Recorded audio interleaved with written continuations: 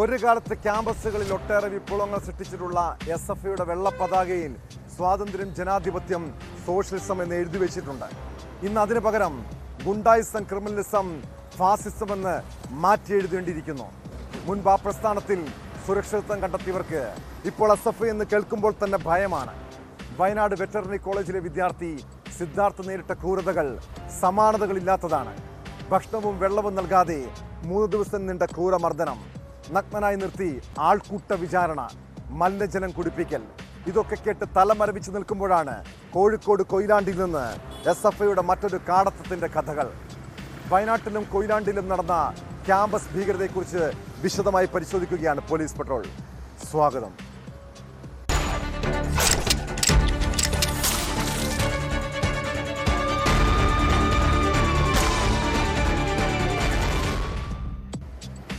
മക്കളെ കേരളത്തിലെ കലാലയങ്ങളിൽ പഠിപ്പിക്കാൻ ഓരോ മാതാപിതാക്കളും ഇപ്പോൾ ഭയപ്പെടുകയാണ്. വയനാട് വെറ്ററിനറി കോളേജ് വിദ്യാർത്ഥി സിദ്ധാർത്ഥിൻ്റെ അച്ഛനും അമ്മയും അനുഭവിക്കുന്ന വേദനയും കണ്ണീരും ഈ നാടിൻ്റെ കൂടി നൊമ്പരമായി മാറുന്ന കാഴ്ച.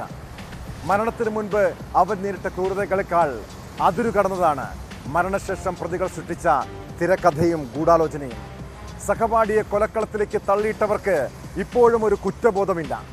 തെളിവെടുപ്പിന് ക്യാമ്പസിലെത്തിച്ചപ്പോൾ ഒരു കൂസലമില്ലാതെയാണ് പ്രതികൾ പോലീസിനോട് കാര്യങ്ങൾ വിശദീകരിച്ചത്.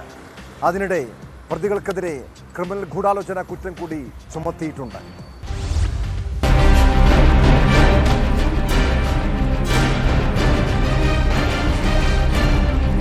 രാവിലെ 10 മണിയോടെയാണ് കേസിൽ പോലീസിന്റെ കസ്റ്റഡിയിലുള്ള രഹാൻ, ബിനോയ്, ST ആകാശ് എന്നീ പ്രതികളെ ക്യാമ്പസിലെത്തിച്ച് തെളിവെടുത്തത്. 16-ാം തീയതി രാത്രി 9 മണിക്ക് ശേഷം സിദ്ധാർത്ഥനെ ആദ്യം എത്തിച്ച് മർദ്ദിച്ച ക്യാമ്പസിനുള്ളിലെ കുന്നിൻമുകളിലാണ് ആദ്യം പ്രതികളെ എത്തിച്ചത്. അതിവേഗം തെളിവെടുപ്പ് പൂർത്തിയാക്കി പോലീസ് സംഘം ഇവിടെ നിന്ന് മടങ്ങുകയും ചെയ്തു. യാതൊരു കൂസലുമില്ലാതെയാണ് പ്രതികൾ തെളിവെടുപ്പിൽ കാര്യങ്ങൾ വിശദീകരിച്ചത്. സിദ്ധാർത്ഥൻ ആൾക്കൂട്ട വിചാരണയ്ക്കും മർദ്ദനത്തിനും ഇരയായ ആൺകുട്ടികളുടെ ഹോസ്റ്റലിൽ എത്തിച്ചും തെളിവെടുത്തു. കഴിഞ്ഞ ദിവസം കേസിലെ മുഖ്യപ്രതിയെന്ന് കരുതുന്ന സിൻജോ ജോൺസണെ ക്യാമ്പസിലെത്തിച്ച് നടത്തിയ തെളിവെടുപ്പിൽ ആക്രമണത്തിനുപയോഗിച്ച ആയുധങ്ങൾ കണ്ടെത്തിയിരുന്നു. പ്രതികൾക്കെതിരെ പോലീസ് ക്രിമിനൽ ഗൂഢാലോചന കുറ്റം ചുമത്തി.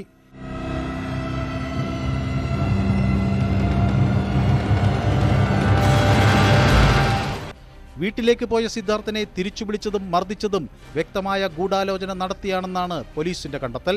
മർദ്ദനം, തടഞ്ഞുവെക്കൽ, ആത്മഹത്യാ പ്രേരണ തുടങ്ങിയ കുറ്റങ്ങളായിരുന്നു ആദ്യഘട്ടത്തിൽ ചുമത്തിയിരുന്നത്. സിദ്ധാർത്ഥനെ ആൾക്കൂട്ട വിചാരണ നടത്തുക എന്ന ലക്ഷ്യത്തോടെയാണ് നാട്ടിലേക്ക് പോയെടുത്തു നിന്ന് തിരിച്ചു വിളിച്ചതെന്ന് റിമാൻഡ് റിപ്പോർട്ടിലുണ്ട്. അതേസമയം മൂർച്ചയുള്ള ആയുധം കൊണ്ട് മർദ്ദിച്ചതിന്റെ അടക്കം പരിക്കുകൾ ശരീരത്തിലുണ്ട് എന്ന് വ്യക്തമായിട്ടും കൊലപാതക ശ്രമത്തിന് കേസെടുക്കാത്തതും വിമർശനത്തിന് ഇടയാക്കിയിരുന്നു.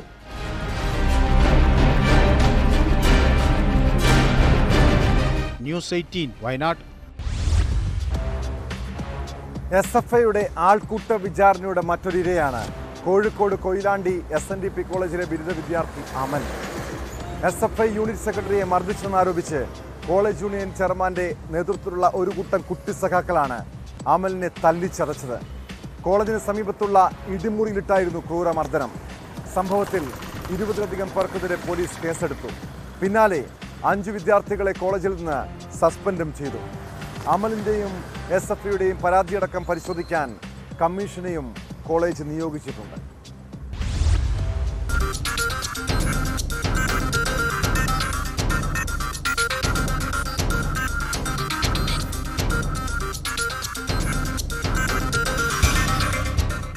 കോളേജിൽ നടന്ന കൗൺസിൽ യോഗത്തിലാണ് SFI യൂണിറ്റ് സെക്രട്ടറിയും യൂണിയൻ ചെയർമാനും ഉൾപ്പെടെ 5 വിദ്യാർത്ഥികളെ അന്വേഷണ വിധേയമായി സസ്പെൻഡ് ചെയ്യാൻ തീരുമാനമായത്. കഴിഞ്ഞ ദിവസം SFI പ്രവർത്തകരുടെ മർദ്ദനത്തിനിരയായ വിദ്യാർത്ഥി അമൽ നൽകിയ പരാതിയിലാണ് യൂണിയൻ ചെയർമാൻ അഭയകൃഷ്ണയെയും SFI യൂണിറ്റ് സെക്രട്ടറി അനുനാഥിനെയും സസ്പെൻഡ് ചെയ്തത്. കഴിഞ്ഞ 21-ാം തീയതി കോളേജിൽ നടന്ന സംഘർഷത്തിന് പിന്നിൽ അമലാണെന്ന് കാണിച്ച് അനുനാഥും പരാതി നൽകിയിട്ടുണ്ട്. ഇതിന്റെ അടിസ്ഥാനത്തിൽ വിദ്യാർത്ഥികളായ ആദിത്യൻ, ആദർശ്, മുഹമ്മദ് ഷഫാഖ് എന്നിവരെയും സസ്പെൻഡ് ചെയ്തു. സംഭവത്തിൽ 21-ാം തീയതി തന്നെ പരാതി നൽകിയെങ്കിലും പിന്നീട് പിൻവലിക്കുകയായിരുന്നു. 2 പരാതികളിലും അന്വേഷണം നടത്താൻ 5 പേർ അടങ്ങുന്ന പ്രത്യേക കമ്മീഷനെ ചുമതലപ്പെടുത്തിയതായി പ്രിൻസിപ്പൽ ഡോക്ടർ CP സുജേഷ് പറഞ്ഞു. അന്വേഷണ കമ്മീഷൻ റിപ്പോർട്ട് പ്രകാരമായിരിക്കും തുടർ നടപടികൾ. 2 പരാതികളിലും റാഗിംഗ് പരാമർശം ഉള്ളതിനാൽ പരാതികൾ ആന്റി റാഗിംഗ് കമ്മിറ്റിക്ക് കൈമാറിയിട്ടുണ്ട്. റാഗിംഗ് പരാമർശം ഉള്ളതുകൊണ്ട് ഈ പരാതിയുമായി ബന്ധപ്പെട്ട് റാഗിംഗ് ഉണ്ടോ ഇല്ലയോ എന്നുള്ള അന്വേഷണത്തിനായി ആൻറ്റി റാഗിംഗ് കമ്മിറ്റിക്ക് ഈ പരാതികളെല്ലാം റെഫർ ചെയ്തു. അമലിനെ ആക്രമിച്ച SFI പ്രവർത്തകർക്കെതിരെയും SFI ഏരിയ സെക്രട്ടറിക്കെതിരെയും നടപടി ആവശ്യപ്പെട്ട് KSU പ്രവർത്തകർ പ്രിൻസിപ്പലിനെ ഉപരോധിച്ചു. നടപടി ഉണ്ടായില്ലെങ്കിൽ കോളേജ് പ്രവർത്തിക്കാൻ അനുവദിക്കില്ലെന്നും KSU സംസ്ഥാന കമ്മിറ്റി അംഗം ജാനിബ് പറഞ്ഞു. അമൽ നൽകിയ പരാതിയെ അട്ടിമറിക്കാൻ നേതൃത്വം കൊടുക്കാനും അട്ടിമറിച്ചുകൊണ്ട് SFIക്കാരെ സംരക്ഷിക്കാനാണ് ഈ ക്യാമ്പസിലെ പ്രിൻസിപ്പലിന്റെ സമീപനമെങ്കിൽ ഈ ക്യാമ്പസ് തന്നെ പ്രവർത്തിപ്പിക്കാൻ KSU അനുവദിക്കില്ല എന്നുള്ളത് വളരെ കൃത്യമായി പറയുന്നു. ഈ വിദ്യാർത്ഥികൾക്ക് സംരക്ഷണം ഒരുക്കാൻ KSU ഉണ്ടാകുമെന്നുള്ളത് വളരെ കൃത്യമായിട്ട് പറയുന്നു. കോളേജിലെ 2ാം വർഷ വിദ്യാർത്ഥി അമലിനെ കഴിഞ്ഞ ദിവസമാണ് SFI പ്രവർത്തകർ കോളേജിനടുത്തുള്ള വീട്ടിൽ വെച്ച് ആക്രമിക്കുന്നത്. മർദ്ദനത്തിൽ തലയ്ക്കും മൂക്കിനും കൈക്കും പരിക്കേറ്റിരുന്നു.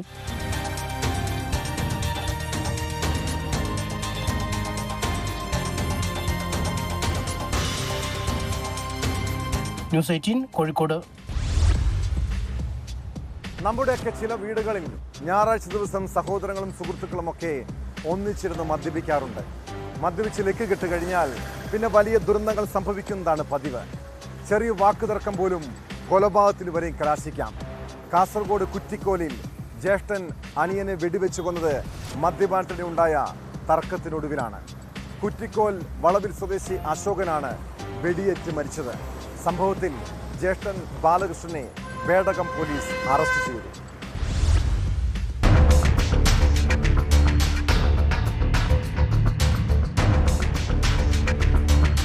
കാസർഗോഡ് കുറ്റിക്കോൽ ന്യൂഞ്ഞങ്ങാനത്താണ് ഞെട്ടിപ്പിക്കുന്ന കൊലപാതകം നടന്നത്. ന്യൂഞ്ഞങ്ങാനത്തെ നാരായണൻ നായരുടെ മകൻ അശോകനാണ് വെടിയേറ്റ് മരിച്ചത്. സംഭവത്തിൽ ജ്യേഷ്ഠൻ ബാലകൃഷ്ണനെ ബേഡകം പോലീസ് കസ്റ്റഡിയിലെടുത്തു. ഞായറാഴ്ച രാത്രിയാണ് നാടിനെ നടുക്കിയ കൊലപാതകം നടന്നത്. അടുത്ത വീട്ടിൽ താമസിക്കുന്ന ജ്യേഷ്ഠൻ ബാലകൃഷ്ണൻ അയൽവാസിയുടെ നാടൻ തോക്ക് ഉപയോഗിച്ച് സഹോദരനായ അശോകനെ വെടിവെച്ച് കൊലപ്പെടുത്തുകയായിരുന്നു. മദ്യപാനത്തെ തുടർന്നുണ്ടായ തർക്കമാണ് കൊലപാതകത്തിലേക്ക് നയിച്ചതെന്നാണ് സൂചന.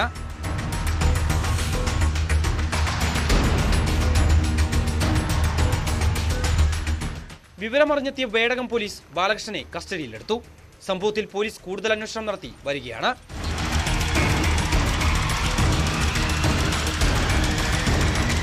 ന്യൂസ് 18 കാസർഗോഡ്. ഇക്കാലത്തും പ്രണയപ്പകയിൽ അരുംകൊലകളും ആസിഡ് ആക്രമണവും ഒക്കെ നടക്കുന്നത് നാടിന് തന്നെ നാണക്കേടാണ്. കർണാടകയിൽ 3 വിദ്യാർത്ഥികൾക്ക് നേരെ മലയാളി വിദ്യാർത്ഥി ആസിഡ് ആക്രമണം നടത്തിയ വാർത്തയാണ് ഒടുവിൽ പുറത്തു വരുന്നത്. ആക്രമിക്കപ്പെട്ട പെൺകുട്ടിയും സുഹൃത്തുക്കളും മലയാളികൾ തന്നെയെന്നാണ് സൂചന. ബെൽത്തങ്ങാടി കടബയിൽ കോളേജ് ക്യാമ്പസിൽ മുഖംമൂടി ധരിച്ചെത്തി ആക്രമണം നടത്തിയ മലപ്പുറം സ്വദേശി അഭിനെ പോലീസ് കസ്റ്റഡിയിലെടുത്തു. ഇയാൾ MBBS വിദ്യാർത്ഥിയാണ്.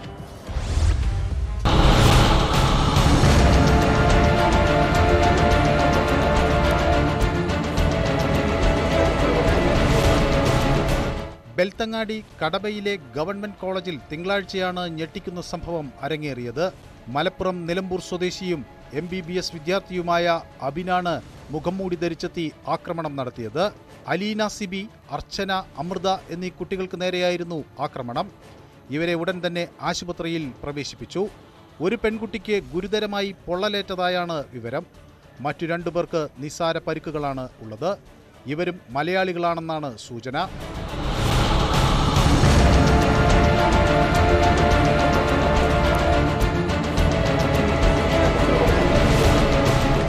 കോളേജിന്റെ ബാൽക്കണിയിലിരുന്ന് പരീക്ഷയ്ക്ക് തയ്യാറെടുക്കുകയായിരുന്നു വിദ്യാർത്ഥികൾ. പരീക്ഷാ ഹാളിലേക്ക് പ്രവേശിക്കുന്നതിന് തൊട്ടു മുൻപാണ് യുവാവ് ആസിഡ് ആക്രമണം നടത്തിയത്. പ്രണയം നിരസിച്ചതാണ് ആക്രമണ കാരണമെന്ന് പോലീസ് സ്ഥിരീകരിച്ചു. വിദ്യാർത്ഥിനികളിൽ ഒരാളെയാണ് പ്രതി ലക്ഷ്യം വെച്ചിരുന്നത്. കൃത്യത്തിനു ശേഷം ഓടി രക്ഷപ്പെടാൻ ശ്രമിച്ച അബിനെ മറ്റു വിദ്യാർത്ഥികളും അധികൃതരും തടഞ്ഞുവെച്ച് പോലീസിലേൽപ്പിക്കുകയായിരുന്നു. സംഭവത്തിൽ കൂടുതൽ അന്വേഷണം നടത്തിവരുന്നതായും പോലീസ് വ്യക്തമാക്കി.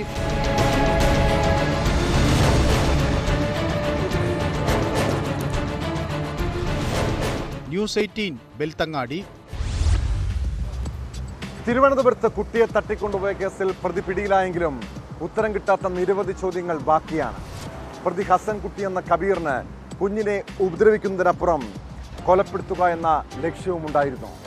ഇയാൾക്കെതിരെ പോക്സോ, വധശ്രമം അടക്കമുള്ള വകുപ്പുകൾ ചേർത്താണ് കേസെടുത്തത്. ഈ മാസം 18 വരെയും റിമാൻഡ് ചെയ്ത പ്രതിയെ കസ്റ്റഡിയിൽ വാങ്ങി കൂടുതൽ ചോദ്യം ചെയ്യാനാണ് പോലീസിന്റെ തീരുമാനം. പ്രതിയുമായി തെളിവെടുപ്പ് നടത്തേണ്ടതുണ്ട്. അതിനിടെ ബീഹാർ സ്വദേശികളുടെ കുട്ടി തന്നെയാണ് ഇതെന്ന് ഉറപ്പിക്കുന്ന DNA പരിശോധനാ ഫലം പോലീസിന് ലഭിച്ചു. ഇതിന്റെ അടിസ്ഥാനത്തിൽ കുഞ്ഞിനെ ഉടൻ തന്നെ മാതാപിതാക്കൾക്ക് വിട്ടുകൊടുത്തേക്കും.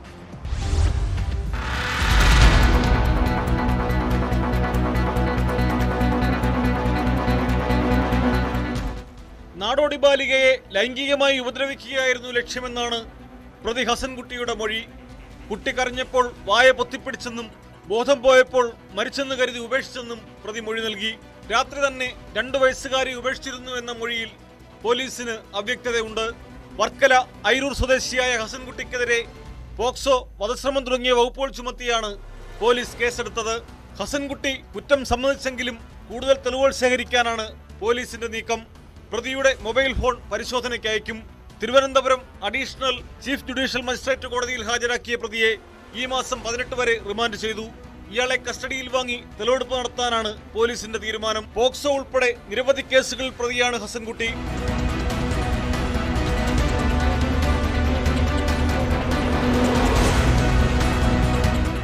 ഫെബ്രുവരി 18 രാത്രിയാണ് കുട്ടിയെ തട്ടിക്കൊണ്ടുപോയത്. ദിവസങ്ങൾക്ക് ശേഷം പ്രതി വലയിലായപ്പോഴും സംശയങ്ങൾ ബാക്കിയാണ്. കുട്ടിക്കൊപ്പമുണ്ടായിരുന്ന സഹോദരങ്ങൾ പോലീസിനോട് പറഞ്ഞത് സ്കൂട്ടറിലെത്തിയ 2 അംഗ സംഘം സഹോദരിയെ തട്ടിക്കൊണ്ടുപോകുന്നത് കണ്ടെന്നാണ്. ഇതനുസരിച്ച് സ്കൂട്ടറുകൾ കേന്ദ്രീകരിച്ചാണ് ആദ്യഘട്ടത്തിൽ പോലീസ് അന്വേഷണം നടത്തിയത്. താമസ സ്ഥലത്ത് നിന്ന് 450 മീറ്റർ അകലെ നിന്നാണ് കുട്ടിയെ 19 രാത്രി 7:30 പോലീസിന് ലഭിക്കുന്നത്. തലേ ദിവസം രാത്രി തന്നെ കുട്ടിയെ ഹസൻകുട്ടി ഓടയിൽ ഉപേക്ഷിച്ചിരുന്നെങ്കിൽ ഇത്രയും സമയം ആരുടെയും കണ്ണിൽപ്പെടാതെ മയക്കത്തിലായിരുന്നോ എന്നാണ് ഉയരുന്ന മറ്റൊരു സംശയം. ഹസൻകുട്ടിയെ കൂടുതൽ ചോദ്യം ചെയ്യുന്നതിലൂടെ അവ്യക്തതകൾ നീങ്ങുമെന്നാണ് പോലീസ് നൽകുന്ന സൂചന.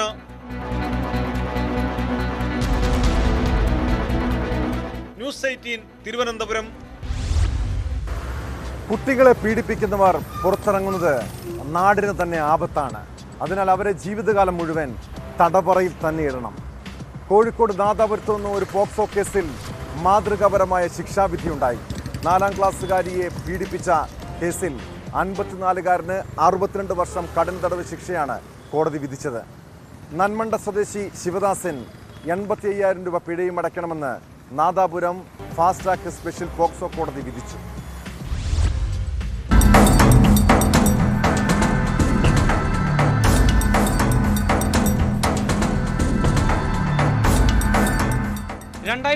ലാണ് കേസിനാസ്പദമായ സംഭവം. അശ്ലീല വീഡിയോ കാണിച്ച് പലതവണ കുട്ടിയുടെ വീട്ടിലെ വിറകുപുരയിൽ വെച്ചും അയൽവാസിയുടെ പണിതീരാത്ത വീട്ടിൽ വെച്ചും പീഡിപ്പിച്ചതായാണ് കേസ്. കുട്ടി ബന്ധുവീട്ടിൽ പോയപ്പോൾ അവിടെ വെച്ചാണ് പീഡന വിവരം അറിയുന്നത്. തുടർന്ന് ചൈൽഡ് ലൈനെ അറിയിക്കുകയായിരുന്നു. ചൈൽഡ് ലൈൻ അധികൃതർ ബാലുശ്ശേരി പോലീസിൽ അറിയിക്കുകയും CI സുരേഷ് കുമാറിന്റെ നേതൃത്വത്തിൽ കേസന്വേഷിച്ച് കുറ്റപത്രം സമർപ്പിക്കുകയും ചെയ്തു.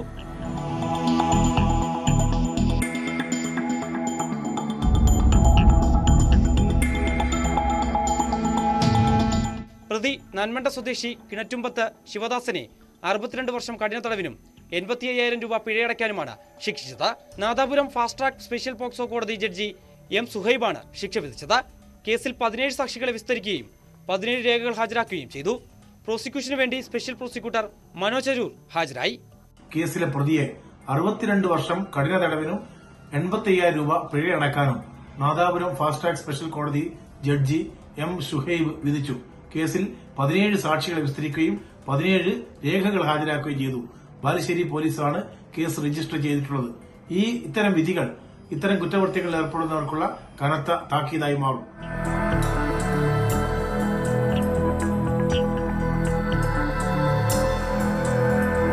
ന്യൂസ് 18 വടകര.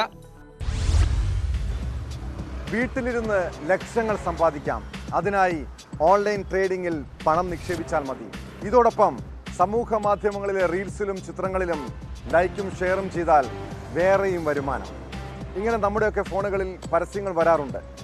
ഇത്തരം മോഹന വാഗ്ദാനങ്ങൾ കേട്ട് കെണിയിൽ വീഴുന്നതിൽ കൂടുതലും പണിയെടുത്ത് ജീവിക്കാൻ താല്പര്യമില്ലാത്തവരാണ്. പിന്നീട് പണനഷ്ടമാകുമ്പോഴാണ് ചതിയെക്കുറിച്ച് തിരിച്ചറിയുന്നത്. ഒരിക്കൽ എറണാകുളം കാലടി സ്വദേശിയുടെ ഫോണിലേക്ക് ഇതുപോലൊരു പരസ്യം വന്നു. ആ കെണിയിൽ വീണപ്പോൾ നഷ്ടപ്പെട്ടത് 51 ലക്ഷം രൂപയാണ്. തട്ടിപ്പ് സംഘത്തെക്കുറിച്ചുള്ള അന്വേഷണം മുംബൈയിലേക്കാണ് ചെന്നെത്തിയത്. സംഘത്തിലെ പ്രധാനിയായ മുംബൈ സ്വദേശി ജാബിർ ഖാനെ ആലുവ സൈബർ പോലീസ് അറസ്റ്റ് ചെയ്തു.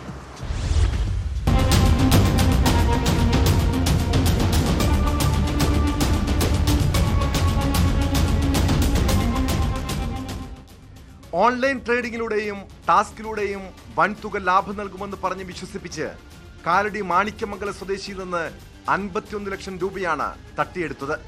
ഇതിൽ 32 ലക്ഷം രൂപ പ്രതിയുടെ വ്യാജമായി നിർമ്മിച്ച കമ്പനിയിലേക്ക് നിക്ഷേപിച്ചു. ഇയാൾ ഇത്തരത്തിൽ നിരവധി വ്യാജ കമ്പനികളാണ് രൂപീകരിച്ചിട്ടുള്ളത്. ഇതിലൂടെ കോടിക്കണക്കിന് രൂപയുടെ ഇടപാടാണ് നടന്നിട്ടുള്ളതെന്ന് വ്യക്തമായിട്ടുണ്ട്. പണം മുഴുവൻ തട്ടിപ്പിന് ഇരയായവരുടേതെന്നാണ് ലഭ്യമാകുന്ന വിവരം. തട്ടിപ്പ് സംഘം പറഞ്ഞ 3 അക്കൗണ്ടുകളിലേക്കാണ് പരാതിക്കാരൻ പണം നിക്ഷേപിച്ചത്. വൻ ലാഭമായിരുന്നു വാഗ്ദാനം. ആദ്യം ട്രേഡിംഗിൽ പണം നിക്ഷേപിച്ചപ്പോൾ ലാഭമെന്ന് പറഞ്ഞ് 5000 രൂപ മാണിക്യമംഗലം സ്വദേശിയുടെ അക്കൗണ്ടിലേക്ക് നൽകി. വിശ്വാസം വരുത്താനുള്ള തന്ത്രമായിരുന്നു അത്. തുടർന്ന് കൂടുതൽ തുക നിക്ഷേപിച്ചു. ഈ തുകകൾ മുഴുവൻ സംഘം കൈക്കലാക്കി.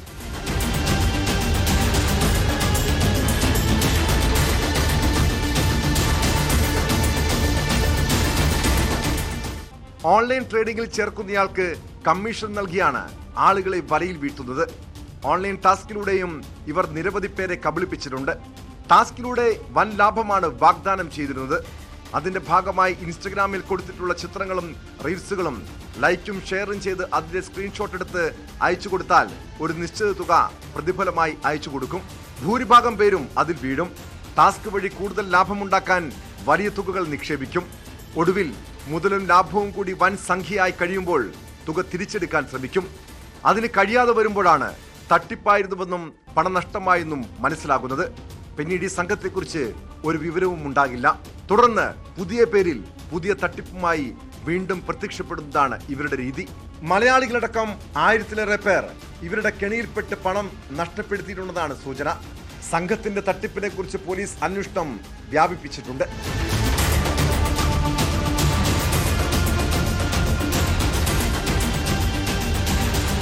ന്യൂസ് 18 കൊച്ചി.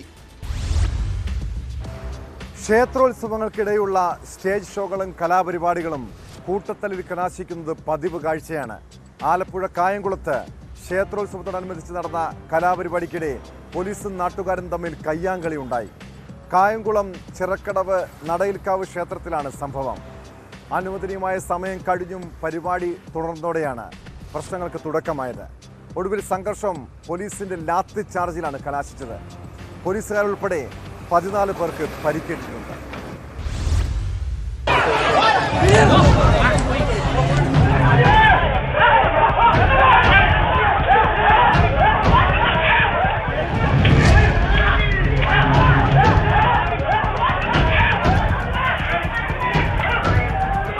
കായംകുളം ചിറക്കടവ് നടയിൽക്കാവ് ക്ഷേത്രത്തിൽ ഇന്നലെ രാത്രി 10:30-യോടെയാണ് സംഭവം. 10 മണി കഴിഞ്ഞ് പരിപാടി അവസാനിപ്പിക്കണമെന്ന ക്ഷേത്രസമിതിയും പോലീസും നിർദ്ദേശം നൽകിയിരുന്നു. സമയം നീട്ടി നൽകണമെന്ന് ആവശ്യപ്പെട്ടതോടെ 15 മിനിറ്റ് കൂടി അധികമായി അനുവദിച്ചു. ശേഷം ഉച്ചഭാഷിണി സംഘാടകർ നിർത്തി. ഇതോടെ നാടൻപാട്ട് സംഘം സ്റ്റേജിൽ നിന്ന് താഴെയിറങ്ങി മൈക്കില്ലാതെ ചെണ്ട ഉൾപ്പെടെ ഉപയോഗിച്ച് പരിപാടി തുടർന്നു. ഇത് ക്ഷേത്രസമിതിയും പ്രദേശത്ത് തന്നെയുള്ള നാടൻപാട്ട് സംഘത്തിലെ ചില ആളുകളുമായി തർക്കത്തിനിടയാക്കി. സംഭവത്തിൽ പോലീസ് ഇടപെട്ടതോടെ ലാത്തിചാർജിലേക്ക് കാര്യങ്ങൾ എത്തുകയായിരുന്നു.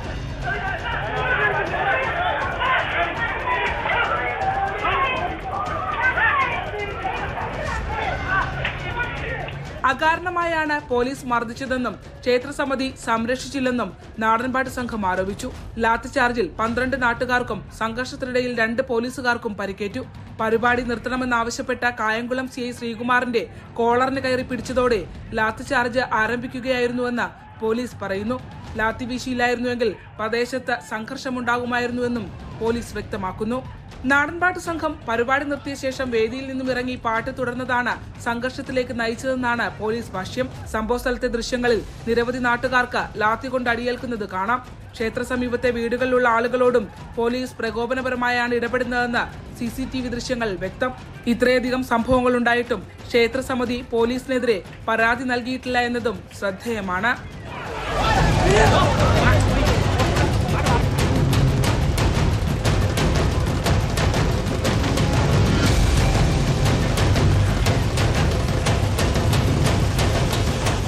ന്യൂസ് 18 ആലപ്പുഴ. കായംകുളത്ത് ക്ഷേത്രോത്സവത്തിനിടെയാണ് കൂട്ടത്തലുണ്ടായെങ്കിൽ പട്ടാമ്പിയിൽ നേർച്ചയ്ക്കിടെയായിരുന്നു സംഘർഷം. ആഘോഷ കമ്മിറ്റികൾ തമ്മിലുണ്ടായ സംഘർഷത്തിൽ പോലീസ് ലാത്തി വീശി. രാത്രി നടന്ന ഘോഷയാത്രയ്ക്കിടെയായിരുന്നു സംഭവം. ആന പുറത്തിരിക്കുന്നവരെ ആക്രമിക്കാൻ ശ്രമിച്ചതോടെ ആന വിരണ്ടോടിയെങ്കിലും അപകടമൊന്നും സംഭവിച്ചില്ല. അക്രമത്തിൽ പോലീസുകാരനടക്കം നിരവധി പേർക്ക് പരിക്കേറ്റു.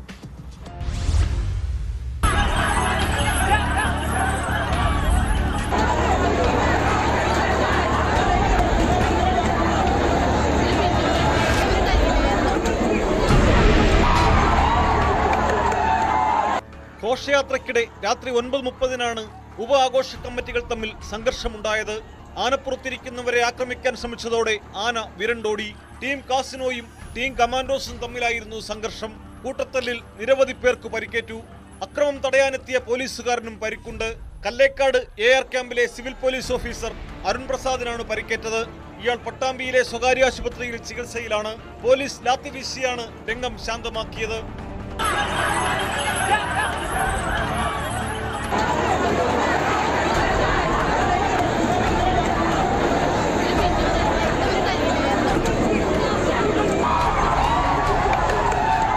കഴിഞ്ഞ വർഷത്തെ തർക്കത്തിന്റെ തുടർച്ചയായാണ് സംഘർഷമുണ്ടായത്. സംഭവത്തിൽ പട്ടാമ്പി പോലീസ് കേസെടുത്തു. 7 പേരെ കസ്റ്റഡിയിലെടുത്തിട്ടുണ്ട്. ഇവരെല്ലാം ടീം കാസിനോയിലെ അംഗങ്ങളാണ്. വീഡിയോ ദൃശ്യങ്ങൾ പരിശോധിച്ച് കൂടുതൽ പേർക്കെതിരെ കേസെടുക്കുമെന്ന് പോലീസ് അറിയിച്ചു.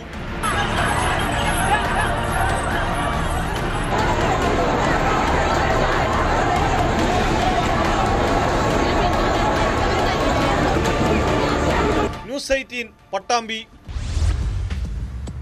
കൈക്കൂലിക്കാരായ സർക്കാർ ജീവനക്കാർ ഈ നാടിന് തന്നെ ശാപമാണ്. കോട്ടയത്ത് കൈക്കൂലി വാങ്ങുന്നതിനിടെ സർക്കാർ ഉദ്യോഗസ്ഥൻ വിജിലൻസിന്റെ പിടിയിലായി. കോട്ടയം ഇലക്ട്രിക്കൽ ഇൻസ്പെക്ടറേറ്റിലെ ഡെപ്യൂട്ടി ഇലക്ട്രിക്കൽ ഇൻസ്പെക്ടർ കൊല്ലം സ്വദേശി സുരേഷാണ് പിടിയിലായത്. കോട്ടയത്ത് ഒരു സ്കൂളിലെ പരിശോധനയ്ക്ക് വേണ്ടി 10,000 രൂപ ഇയാൾ കൈക്കൂലി ചോദിച്ചിരുന്നു. ഇതിൽ 7,000 രൂപ കൈക്കൂലി കൈമാറിയപ്പോഴാണ് വിജിലൻസ് പിടികൂടിയത്.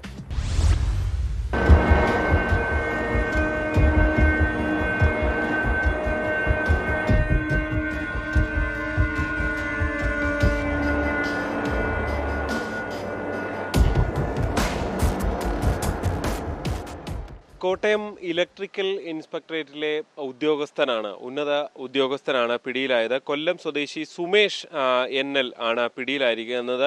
ഇദ്ദേഹം ഡെപ്യൂട്ടി ഇലക്ട്രിക്കൽ ഇൻസ്പെക്ടറേറ്റാണ്. സംഭവത്തെക്കുറിച്ച് വിജിലൻസ് പറയുന്നത് ഇതാണ്. 2 ദിവസം മുൻപ് കോട്ടയത്തെ ഒരു സ്കൂളിലെത്തി ഇദ്ദേഹം ഇൻസ്പെക്ഷൻ നടത്തിയിരുന്നു. പീരിയോഡിക്കൽ ആയിട്ടുള്ള ഇൻസ്പെക്ഷൻ നടത്തിയിരുന്നു. ഇൻസ്പെക്ഷന് ശേഷം ഇതിൻ്റെ പേപ്പറുകൾ കൃത്യമായി കൊടുക്കുന്നതിന് വേണ്ടി ഈ സ്കൂൾ അധികൃതരോട്, സ്കൂൾ മാനേജരോട് കൈക്കൂലി ആവശ്യപ്പെടുകയായിരുന്നു. 10,000 രൂപ കൈക്കൂലി നൽകണമെന്നായിരുന്നു ഇയാളുടെ ആവശ്യം. അതേസമയം തന്നെ ഇന്നലെ കോട്ടയം റെയിൽവേ സ്റ്റേഷനിൽ വെച്ച് നൽകാനായിരുന്നു നിർദ്ദേശം. പക്ഷേ ഇന്നലെ വീണ്ടും മാനേജർ വിളിച്ച് 10,000 രൂപ നൽകാനില്ല, കുറച്ചുകൂടി കുറച്ച് നൽകണമെന്നാവശ്യപ്പെട്ടു. 7,000 രൂപ എന്ന നിലയിലേക്ക് എത്തുന്നു. അങ്ങനെ 7,000 രൂപ ഇന്ന് പാലാ പോലീസ് സ്റ്റേഷന് സമീപത്ത് വെച്ച് നൽകാം. അദ്ദേഹം ഇന്ന് മറ്റൊരു ഇൻസ്പെക്ഷന് വേണ്ടി അവിടെ പോയതായിരുന്നു. അപ്പോൾ പാലാ പോലീസ് സ്റ്റേഷനെ സമീപിച്ച് നൽകാം എന്ന് ഈ മാനേജർ ഉറപ്പ് നൽകുകയായിരുന്നു. അങ്ങനെ ആണ് വിജിലൻസിനെ വിവരം അറിയിക്കുകയും വിജിലൻസ് നൽകിയ പണം ഇയാൾക്ക് കൈമാറുകയും ചെയ്തു. ഈ സമയത്ത് ഇവിടെ കാത്തുനിന്ന വിജിലൻസ് ഉദ്യോഗസ്ഥർ ഇയാളെ പിടികൂടുകയായിരുന്നു. എന്തായാലും ഇയാളിൽ നിന്ന് ഈ വിജിലൻസ് കൊടുത്ത പണം തന്നെയാണ് എന്ന് ഈ തെളിയിക്കാൻ കഴിഞ്ഞിട്ടുണ്ട്. ഇതിൻ്റെ ദൃശ്യങ്ങളടക്കം വിജിലൻസ് പുറത്തുവിടുകയും ചെയ്തിട്ടുണ്ട്. നേരത്തെയും ഇത്തരത്തിൽ ഈ ഇൻസ്പെക്ടറേറ്റ് കേന്ദ്രീകരിച്ച് ഇത്തരത്തിൽ പലതരത്തിലുള്ള അഴിമതി ജില്ലാ ഇൻസ്പെക്ടർ തന്നെ പിടിയിലാകുന്ന സംഭവം ഉണ്ടായിരുന്നു. ഈ മേഖലയിൽ വളരെ ശക്തമായ വ്യാപകമായ ഒരു അഴിമതി തന്നെ നടക്കുന്നു എന്നുള്ളതാണ് വ്യക്തമാകുന്നത്. എന്തായാലും കോടതിയിൽ ഹാജരാക്കിയ ശേഷം തുടർ നടപടി സ്വീകരിക്കാനാണ് വിജിലൻസിന്റെ തീരുമാനം.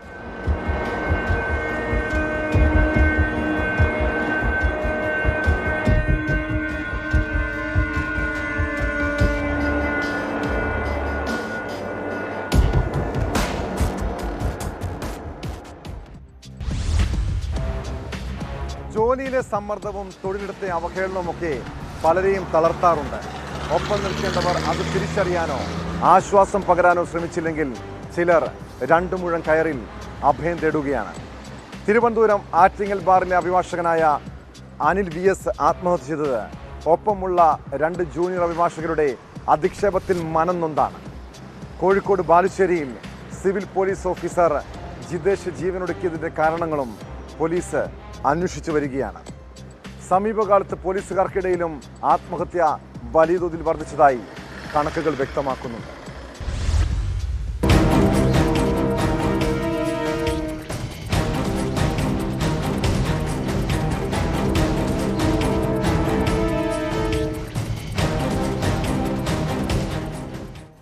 വാമനപുരം സ്വദേശിയും ആറ്റിങ്ങൽ ബാറിലെ അഭിഭാഷകനുമായ അനിൽ VSനെ വാമനപുരത്തെ വീട്ടിൽ പുലർച്ചെ 2 മണിയോടെയാണ് തൂങ്ങിമരിച്ച നിലയിൽ കാണപ്പെട്ടത്.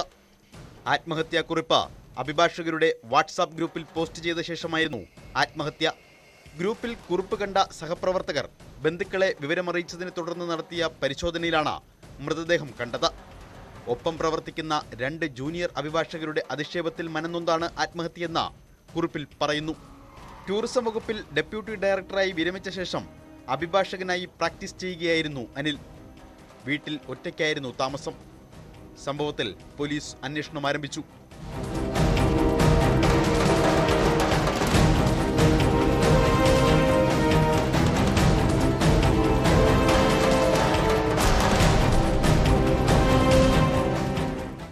കോഴിക്കോട് ബാലുശ്ശേരിയിലാണ് പോലീസുകാരനെ വീട്ടിലെ അടുക്കളയിൽ തൂങ്ങിമരിച്ച നിലയിൽ കണ്ടെത്തിയത്. കൊടുവള്ളി പോലീസ് സ്റ്റേഷനിലെ സിവിൽ പോലീസ് ഓഫീസറായ ജിതേഷാണ് മരിച്ചത്. ഞായറാഴ്ച സ്റ്റേഷനിലെ പാറാവ് ഡ്യൂട്ടി കഴിഞ്ഞ് തിരികെ വീട്ടിലെത്തിയതായിരുന്നു ജിതേഷ്. രാവിലെയാണ് മൃതദേഹം കണ്ടത്. ആത്മഹത്യയുടെ കാരണം പോലീസ് അന്വേഷിച്ചു വരികയാണ്.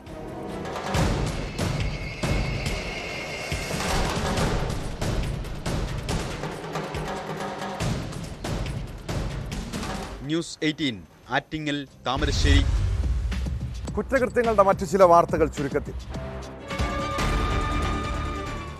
കാട്ടാക്കടയിൽ 10ാം ക്ലാസുകാരനെ കാറിടിച്ചു കൊന്ന കേസിൽ പ്രതി പ്രിയരഞ്ജന്റെ ജാമ്യാപേക്ഷ ഹൈക്കോടതി തള്ളി. കഴിഞ്ഞ തിരുവോണ പിറ്റേന്നാണ് വിദ്യാർത്ഥിയായ ആദിശേഖർ കൊല്ലപ്പെട്ടത്. വെള്ളറടയിൽ വീട് കയറി മോഷണം നടത്തിയ പ്രതി മണിക്കൂറുകൾക്കുള്ളിൽ പിടിയിൽ. നാറാണി സ്വദേശി സന്തോഷിന്റെ വീട്ടിലെ മോഷണത്തിലാണ് ഇയാളുടെ സുഹൃത്തായ പുട്ടു എന്ന സുനിൽ പിടിയിലായത്. PG മനു പ്രതിയായ ലൈംഗികാതിക്രമ കേസിൽ അന്വേഷണ പുരോഗതി റിപ്പോർട്ട് നൽകണമെന്ന് ഹൈക്കോടതി. കേസ് രജിസ്റ്റർ ചെയ്ത ചോറ്റാനിക്കര പോലീസിനാണ് ഹൈക്കോടതിയുടെ നിർദ്ദേശം. തൃശൂരിൽ പ്രായപൂർത്തിയാകാത്ത പെൺകുട്ടിയെ പീഡിപ്പിച്ച പ്രതിക്ക് 18 വർഷം തടവും 2,11,500 രൂപ പിഴയും ശിക്ഷ. കുമ്പിലാവ് സ്വദേശി അരുണേഷിനെയാണ് തൃശൂർ സ്പെഷ്യൽ പോക്സോ കോടതി ശിക്ഷിച്ചത്. കോഴിക്കോട് ചാത്തമംഗലം പഞ്ചായത്തിൽ വ്യാജരേഖ ചമച്ച കുടുംബശ്രീയുടെ പേരിൽ 20 ലക്ഷം രൂപ തട്ടിയെടുത്തെന്ന പരാതിയിൽ വിജിലൻസ് പരിശോധന. കോഴിക്കോട് വിജിലൻസ് യൂണിറ്റാണ് ചാത്തമംഗലം പഞ്ചായത്ത് കുടുംബശ്രീ ഓഫീസിലും NIT SBI ശാഖയിലും പരിശോധന നടത്തിയത്. സ്കൂൾ കോളേജ് വിദ്യാർത്ഥികൾ സ്വകാര്യ ബസ്സുകളിലെ സീറ്റിൽ നിന്ന് യാത്ര ചെയ്യാൻ പാടില്ലെന്ന് എവിടെയെങ്കിലും നിയമമുണ്ടോ? എന്നാൽ നമ്മുടെ നാട്ടിലെ ചില ബസ് ജീവനക്കാർ അങ്ങനെ കുറച്ച് നിയമമൊക്കെ എഴുതി വെച്ചിട്ടുണ്ട്. കോഴിക്കോട് സ്വകാര്യ ബസ്സിലെ സീറ്റിലിരുന്നതിന് കണ്ടക്ടർ വിദ്യാർത്ഥിനിയുടെ കാലിൽ ചവിട്ടുകയും മുഖത്തടിക്കുകയും ചെയ്തു. പെരുമ്പിലാവിലെ കോളേജിലെ 3ാം വർഷ ജേർണലിസം വിദ്യാർത്ഥിനിയായ കൂടല്ലൂർ സ്വദേശിയാണ് ആക്രമണത്തിന് ഇരയായത്. തുടർന്ന് ചങ്ങരംകുളം പോലീസ് നൽകിയ പരാതിയുടെ അടിസ്ഥാനത്തിൽ കണ്ടക്ടർ കോഴിക്കോട് മാങ്കാവ് സ്വദേശി ഷുഹൈബിനെ അറസ്റ്റ് ചെയ്തു. ബസ് ജീവനക്കാരുടെ ഗുണ്ടായിസം ഇനിയെങ്കിലും അവസാനിപ്പിച്ചേ മതിയാകൂ. ഇതോടെ ഇന്നത്തെ പോലീസ് പെട്രോൾ പൂർണ്ണമാകുന്നു. നമസ്കാരം.